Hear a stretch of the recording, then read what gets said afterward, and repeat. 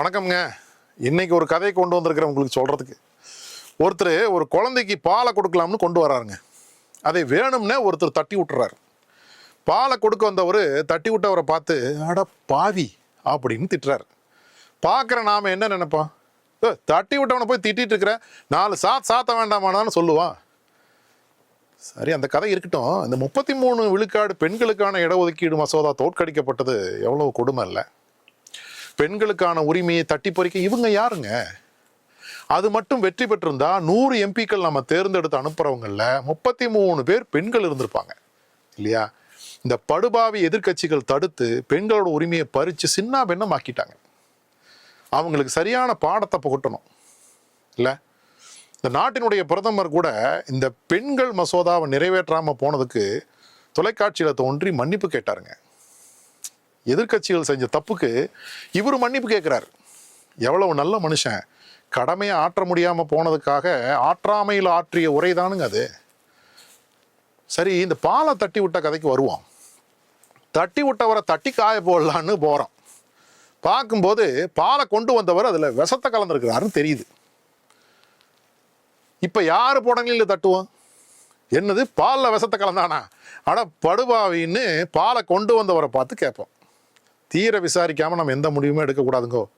இந்த 33 விழுக்காடு பெண்களுக்கான இடஒதுக்கீடு மசோதாவோட மக்கள் தொகை அடிப்படையில் தெற்கு மற்றும் கிழக்கு மாநிலங்களுடைய உரிமையை பறிக்கும் தொகுதி மறுவரையறை மசோதாவை கலந்து காம்போ பேக்கேஜா பிரிக்கவே முடியாத ஒட்டப்பட்ட சிங்கிள் பீஸா ஒன்றிய அரசு கொண்டு வந்திருக்குது.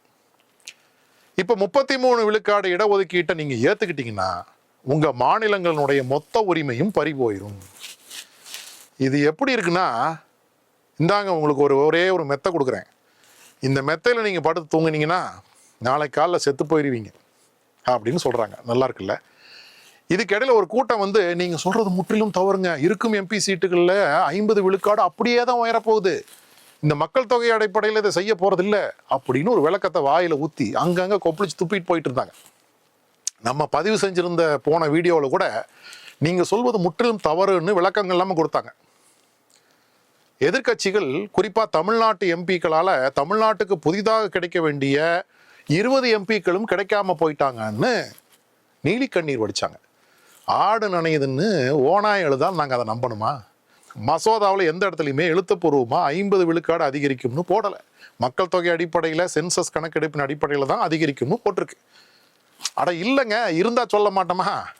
விளக்கம் கேட்டா நம்ம அப்புச்சி நாளைக்கு சந்தைக்கு உன்னை கூட்டிட்டு போறேன், இன்னைக்கு இந்த ஆட்டை மேய்ச்சிட்டு வான்னு வாயில சொல்லிடுவாரு. நாமளும் போய் வேகாத வெயில்ல அந்த ஆட்டை பூரா மேய்ச்சிட்டு வந்தோம்னு வச்சுக்கோங்க, ஒரு நாள் பூரா. அடுத்த நாள் சொல்லாம கொள்ளாம நம்மளை விட்டு போட்டு கூப்பிடாம சந்தைக்கு போயிடுவார். அது மாதிரி அவர் வாயில உறுதிமொழி கொடுக்குறாருன்னு சமாதானம் சொல்றாங்க. யோ, வாயில சொல்றதெல்லாம் எப்படியா நம்ப முடியும்னு கேட்டா, நீங்க சொல்றத மசோதாவில் எழுதி கொடுத்துருங்க அப்படின்னு கேட்டா நீங்க நம்ப மாட்டீங்களான்னு கேட்குறாங்க. உங்க வாய் நாங்கள் எப்படி நம்புறது? எங்க வாயவே நாங்கள் நம்ப முடியறது இல்லை. வாய் நமங்குது அப்படின்னு பீடாவை போடுற உங்க வாய் நாங்கள் எப்படி நம்புறது? சரி, அப்படியே நீங்க 50 விழுக்காடு சரிசமமா அதிகரிக்கிறீங்கன்னு வச்சுக்குவோம். அதுல தென் மாநிலங்களுக்கு வரக்கூடிய லாபம் இருக்கட்டும், இந்த 20 எம்பிக்கள் அதிகமாக தமிழ்நாட்டுக்கு வர்றதும் இருக்கட்டும். இந்த 33 விழுக்காடு பெண்களுக்கான இடஒதுக்கீடு உண்மையிலேயே சரியா கிடைக்குமான்னு கேட்டா கிடைக்கும், ஆனா கிடைக்காது. வரும், ஆனா வராது. எப்படின்னு கேக்குறீங்களா? எதுக்கு இந்த முரண்பாடான அந்த இரு மசோதாக்களையும் பசை போட்டு ஒட்டி ஒரே பேக்கேஜா கொடுத்தீங்க? அதாவது 543 பாராளுமன்ற தொகுதிகள் இப்ப இருக்கு இல்லையா, இதுல 33 விழுக்காடான 179 தொகுதிகளை இப்படியே பெண்களுக்கு தரமாட்டாங்களாம். இந்த 543 எம்பி தொகுதிகளை 850 அதிகரிச்சு அதுல 33 விழுக்காடான 280 தொகுதிகளை பெண்களுக்கு கொடுப்பாங்க. அதாவது பெண்களுக்கான எம்பி சீட்டுகள் எத்தனை கொடுக்குறோமோ அதை விட அதிகமா ஆண்களுக்கு சீட்டை கொடுத்துட்டு தான் பெண்களுக்கு இந்த உரிமையையும் உயர்வையும் கொடுப்பாங்களாம். எப்படி? இதுதான் இவர்கள் பெண்கள் இடஒதுக்கீட்டை கொண்டு வரக்கூடிய லட்சணம். புரியுதா? இப்ப சொல்லுங்க, பெண்களுக்கு கிடைக்க வேண்டிய உரிமையை பறித்தது யார்? உண்மையில பெண்களுக்கு 33 விழுக்காடு இடஒதுக்கீட்டை நீங்க அதிகரிக்கிற மாதிரி காட்டிட்டு இப்ப இருக்கிற 364 ஆண் எம்பிக்களை 569 ஆண் எம்பிக்களாக அதிகரிச்சு விட்டு அதுக்கப்புறம் 179 பெண் எம்பிக்களை 250 பேரா கொடுப்பாங்களாம். உண்மையிலேயே நீங்க 33 விழுக்காடு பெண்களுக்கு தரணும்னா இருக்கிற 543 எம்பிக்கள்ல 33 விழுக்காட முதல்ல கொடுங்க, அப்புறம் பார்ப்போம். சரியா? இன்னொரு கசப்பான உண்மையை சொல்லட்டுமா? இந்த உண்மை ரொம்ப கசக்குங்க. எதிர்கட்சிக்கும் எதிர்கட்சியினுடைய ஆதரவாளர்களுக்கு கூட இது கசக்கும். இந்த கொடுமையான உண்மையை நீங்க தாங்கித்தான் ஆகணும். ஏன்னா இந்த 33 விழுக்காடு பெண்களுக்கான இடஒதுக்கீடு மசோதா நிறைவேறாம போனது எதிர்கட்சிகள் உட்பட பெரும்பாலான கட்சிக்காரர்களுக்கும் அப்பாடா என்ற நிம்மதியைத்தான் கொடுத்திருக்கும். ஏன் அப்படி சொல்றேன்னு கேட்குறீங்களா? அப்படியே அந்த 33 விழுக்காடு பெண்கள் இடஒதுக்கீட்டை நிறைவேற்றிட்டாலும் இருக்கும் எம்பிக்களின் சம்சாரங்கள் தான் அல்லது உறவினர்கள் தான் அல்லது அவர்களுடைய அடிமைகள் தான் களத்துக்கு வருவார்கள். சரியாக சொன்னால் பெரும்பாலும் மனைவி வேடத்தில் கணவர்கள் ஆளும் தொகுதிகளாகும் அவைகள். அவ்வளவுதான்.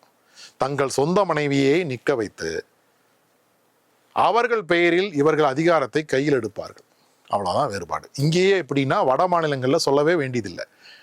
நீங்க தனி தொகுதிகளில் என்ன நடக்குதுன்னு பாருங்க, அப்ப கூட தெரியும் உங்களுக்கு இந்த உண்மை.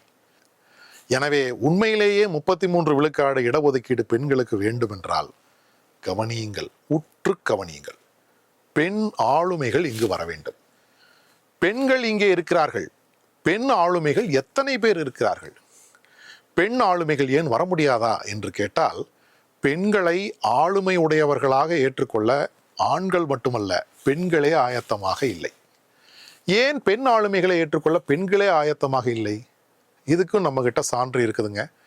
இதுவரைக்கும் தேர்தலில் நிற்க வைக்கப்பட்ட நின்ற பெண்களினுடைய மொத்த எண்ணிக்கை மொத்த வேட்பாளர்களில் 100க்கு 10 பேர் தான். அதில் வெற்றி பெற வைத்து நாம் அவங்கள சட்டமன்றத்துக்கும் பாராளுமன்றத்துக்கும் அனுப்புனதில்ல 100க்கு 9 பேர் தான். அதாவது போட்டியிட்ட மொத்த எண்ணிக்கையில் முழுதாக 1 விழுக்காடு கூட நாம் அவர்களை தேர்ந்தெடுக்கல. இதுதான் உண்மை. ஏன் பெண்களுடைய ஆளுமைகளை ஏற்றுக்கொள்வதில்லை அப்படின்னா, காலகாலமாக பெண்களை வாயொன்றும் பேசாத தெய்வமாகவும் சிலையாகவும் பாரத மாதாவாகவும் பூமி தாயாகவும் ஏற்றுக்கொள்ள ஆயத்தமாக இருக்கிறோம். ஆனால் வாய் பேசும் வாயாடிகளை நாம் ஏற்றுக்கொள்ள மறுக்கிறோம். பெண்ணா அடக்கமா இருக்க மாட்டாளா என்று கேட்கிறோம். இது ரத்தத்தில் ஊறிப்போன சிந்தனை. இந்த அடிப்படை வாதத்தை மாற்றாமல் பெண்களுக்கு 33 விழுக்காடு இல்லை, 50 இல்லை, 70 இல்லை, 80 விழுக்காடு கொடுத்தீங்கனாலும் அது பயனில்லை. எனவே 33 விழுக்காடு பாலில் இந்த தொகுதி மறுவரையறை மசோதா எனும் விஷத்தை கலந்துவிட்டு ஒட்டுமொத்தமாக எதிர்க்கட்சிகள் பாலை தட்டிவிட்டு குழந்தையை குடிக்க விடாமல் செய்தீர்கள் என்று உளறும் உளறல்கள் எல்லாம் புறந்தள்ளப்பட வேண்டியவை தானுங்க. புரியுதுன்னு நினைக்கிறேன். நன்றி, வணக்கம்.